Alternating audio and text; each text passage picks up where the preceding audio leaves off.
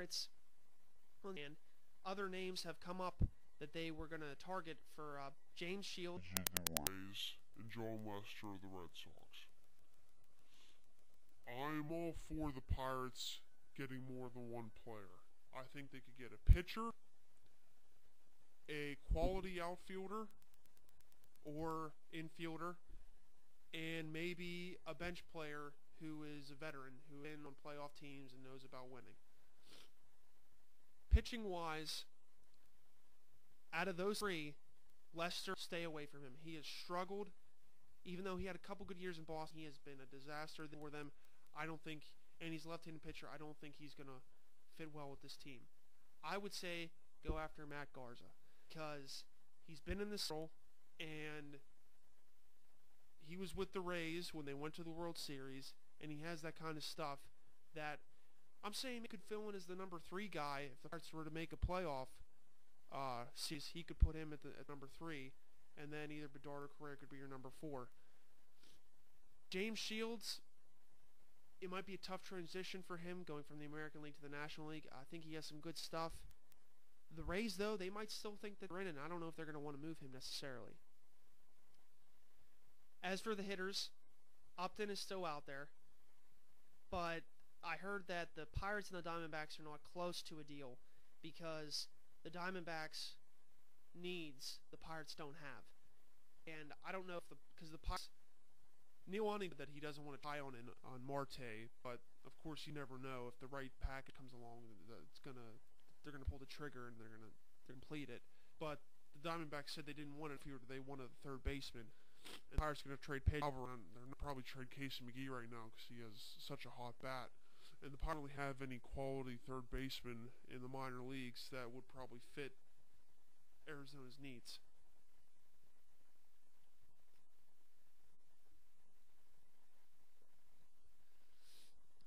Carlos Quentin is also still out there. Josh Willingham, who they mentioned a couple weeks, but there's not really been much talk about him and the Pirates possibly like working and trading for the Twins outfielder. I think Willingham would be a great addition here. He is a veteran.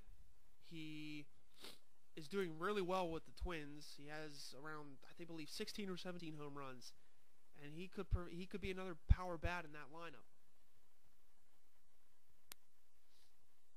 I still believe, though, that you have Tabata in AAA. There's still a chance he can get his head in the right place and come back up here and play well. And you still have Marte. But the reason I believe the Pirates have not brought up Marte yet is because if they are willing to trade him, they don't want to bring him up and then have him struggle in the majors, and then his value would go down. Because if he comes up for a week and he's hit maybe 200 and he's struggling, I don't think a team's going to be interested in trading for him.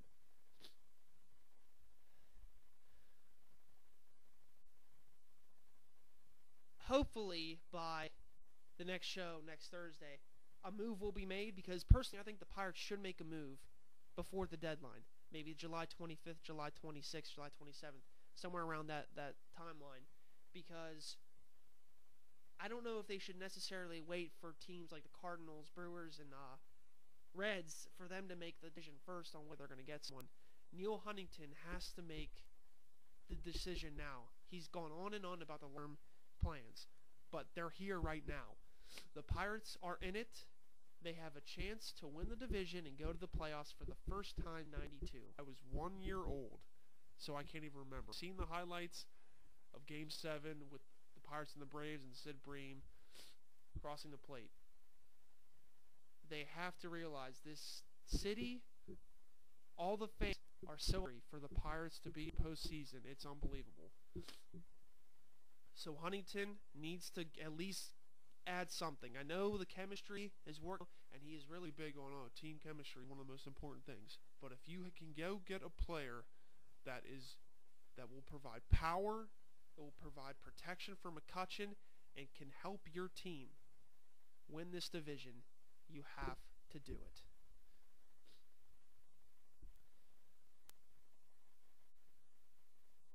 Now I'm going to switch over to the Penguins. I'm only going to get into this a little bit.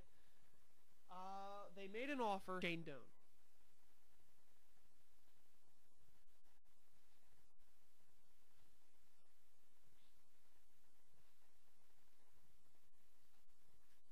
Now, no figures or anything were made available, and Doan is taking his time.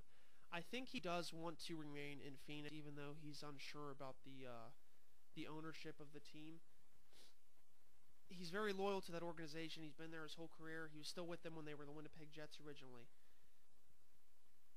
Doan is 35 years old, and of course his skating has been brought up. Can he skate with Crosby? I still think he can. He says that he's had offers from multiple other clubs, and he's probably not going to make his decision anytime soon. I'm going to say probably it's going to be a couple more weeks before he decides. He has played in almost 1,200 games in his career. He has almost 800 points. He is the type of veteran that will help a team. And I'm saying the Penguins are a young team, but he is a big guy who will provide stability on the power play. He could probably fill in the role for Steve Sullivan, although obviously he wouldn't be playing the point. I see him as like a big guy like Ryan Malone in front of the net who can put in goals. He has been on a few winning teams in Phoenix. They've gone far in the playoffs the past couple years, so I think that would provide more, I guess, a leadership point with Crosby, and I think he might even be an alternate captain if he were to sign with the Penguins. But whether he will sign with them, I don't know. I have a feeling he's going to end up staying in Phoenix. And please, bear with me. I have kind of a cold here, so that's why you hear the sniffles. In other news, though, the Penguins, they did sign Brian Straight. He accepted his qualifying offer, agreeing to a one-year, two-way deal at the NHL level. So he's a defenseman. With McCulloch being gone, maybe he's the one that fills in for him. And then they still have offers that they need to give to Eric Tingretti and Robert Bortuzzo. Bortuzzo's another young up-and-comer who might be able to step in for McCulloch. And now I'm just going to switch gears now to the Steelers as well. I'm going to try and make this a shorter show than the first episode. The Steelers, well and behold, have decided to bring another player back. It's kind of like a soap opera with him. They signed Max Starks.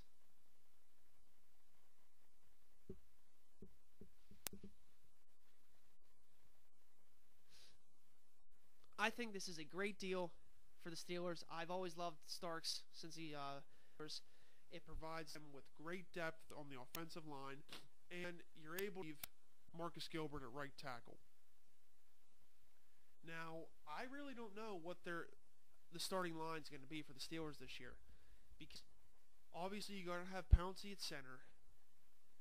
Obviously, DeCastro is going to be starting. Gilbert will be there as well.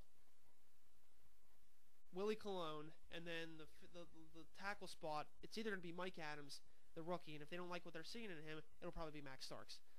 And then you have Trey Essex,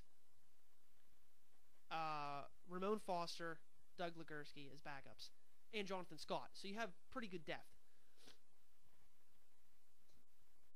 Starks, though, he had knee surgery after the Broncos game because he got injured in that playoff game. I don't think it's going to bother him because I think he realizes that this Steelers team, they have faith in him because they brought him back. Now, they were waiting to pull the trigger on signing him because they want to see how good of a shape he's been in. But I think he's going to help this team. Obviously, the line, I don't think is going to remain healthy the whole year. Someone ordered, hopefully not Pouncey this year again, but I think he's going to provide more. He's going to help the younglings, I guess you would say, DeCastro and Mike Adams, and even Gilbert again. So I think the Steelers, their offensive line is in the best shape in a long time. Maybe since they had Faneca, Simmons, Marvell Smith, Jeff Hardings. This might be the best line since then. So we'll see how that all unfolds when the season begins. And also, training camp is only 1 week away Preseason's going to be starting shortly. I'm really excited for this year.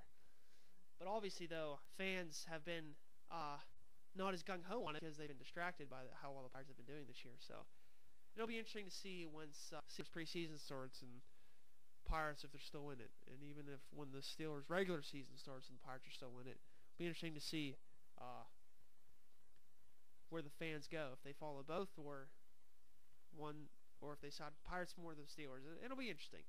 Hopefully, though, the Pirates are still going to be in it in first place by that time. And now, my first Pitt topic, talking about the Pitt Panthers. I read in the Pittsburgh Post-Gazette today that the Panthers will officially be moving to the ACC after this year.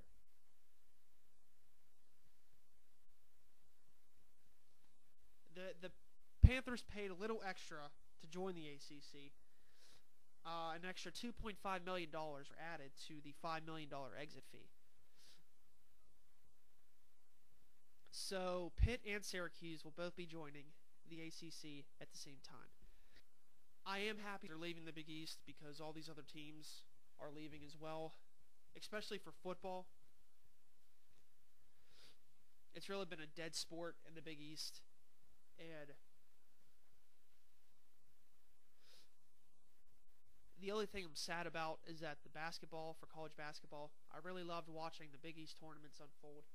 I'm going to miss Pitt and Georgetown, Pitt and Villanova, Pitt and Connecticut. It's really going to be sad. But on the bright side, in football, you're going to have Georgia Tech, North Carolina State, Florida State, Miami. It's going to be a really exciting time to watch Pitt football. And also with basketball, you're going to have Pitt Duke. Who could forget the classic game at Madison Square Garden back in 2008? Oh, it was a classic. Pitt North Carolina, Pitt Wake Forest, Pitt Boston College. They had some great games in the Big East college basketball. So it's going to be a lot of fun seeing them. And for the final topic of today, I'm only going to touch on it a little bit.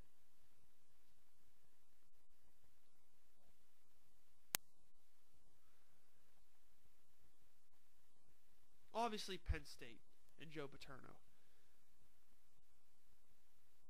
The Board of Trustees said they're going to take 7 to 10 days to deliberate on what they would do with Paterno's statue.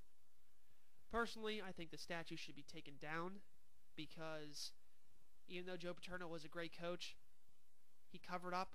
He did not treat men who were molested. He was a coward, and that step does not deserve to be still standing at Penn State. Taken down. Penn State will no longer. Basically, Joe Paterno's. Not a lot of people are going to be happy to bring him up talking about the state. His legacy is tarnished. The statue should be taken down, and that should be that. So I want to thank you for listening to the second episode of the Sports Wrap. It was a shorter edition from the first one, and I apologize again for the sniffles and the pauses, blowing my nose. But thank you again, and I'll be back next Thursday with the third episode, and hopefully Penguins, maybe Shane Doan will be with them once again, and hopefully the Pirates maybe pull a trigger, get a move here, get some players here, bring them to help them win this NL Central. So signing off, I'm Michael Kravetz, and you're listening to the Sports Wrap.